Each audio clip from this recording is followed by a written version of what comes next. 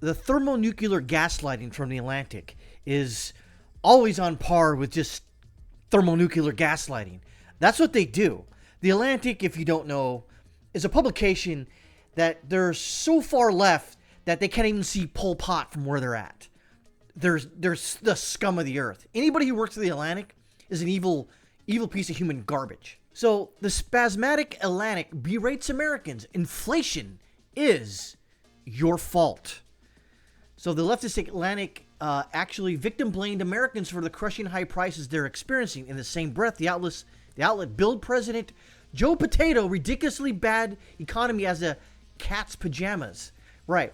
So all the high gas prices, even though that it's still $1 above what it should be. Go to this grocery store right now. I've talked about this. You walk out with 6 items and it's $50. Like, how the heck did this happen? Well, I will blame Americans, but not all Americans. I blame you leftist pieces of human filth. You're the problem. You voted this potato into office. Allegedly, of course. 81 million votes. Wink, wink, nudge, nudge. You get what I'm talking about. So, inflation is your fault by the condescending headline by the Atlantic staff writer Annie Lowery. She opted for just talking down to the plebeians, by simply chalking up Americans' misery to consumer overspending. I don't even overspend. I buy what I need at the store. I don't go out and spend lavishly at high-end restaurants. I don't have a new car. Personally, I don't do anything out of the ordinary. But somehow I'm at fault for overspending. Who's overspending? I have to buy what I have to buy. And if it's X amount of dollars, well, I have no choice sometimes. Either I buy the name brand or I buy the off brand. See, Lowery, doing damage control for El Potato, proceeded to scold Americans, quoting, "People hate inflation, just not enough to spend less. This is one of the central tensions of today's economy, in which things are going great, yet everyone is miserable." Oh, gaslighting, thermonuclear style, right there. No. Everything is fine. You're just an idiot. You should know better. Everything is fine. No. Everything is stupid.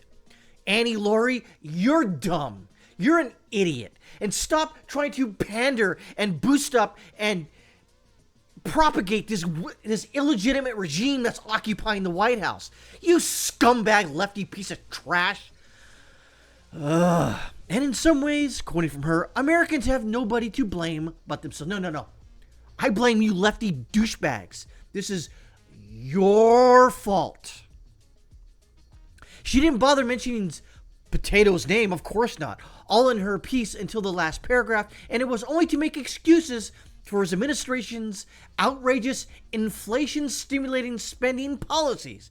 She appeared to hinge her entire argument on consumer spending rising just 0.2% in October, glossing over the fact that this is a significant 0.5 percentage point slowdown from the 0.7% increase in September, and was the slowest increase since May.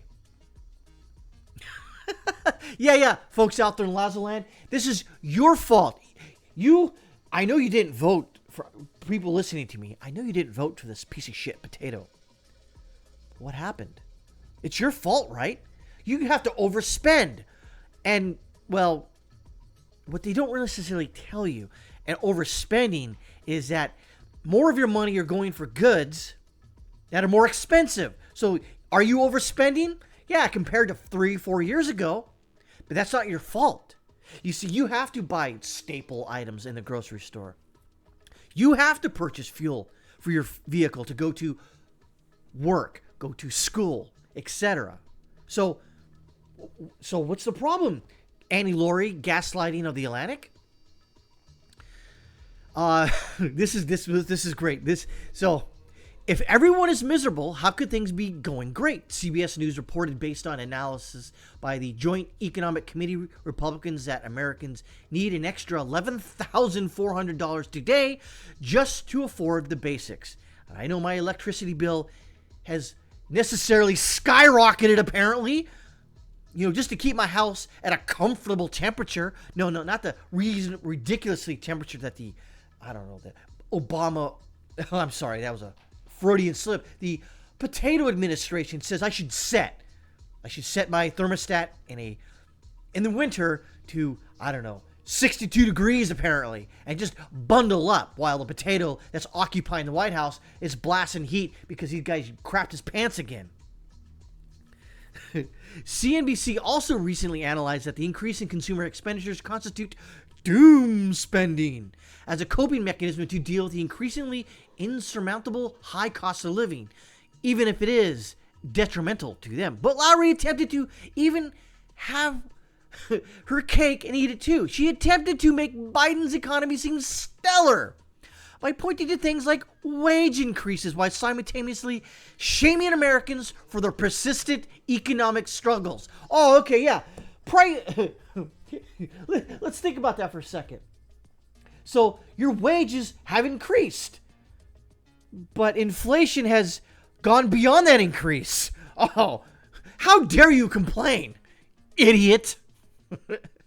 In one paragraph, she bleated that you would think, with the prices as high as they are, that Americans would have tempered their enthusiasm for shopping of late.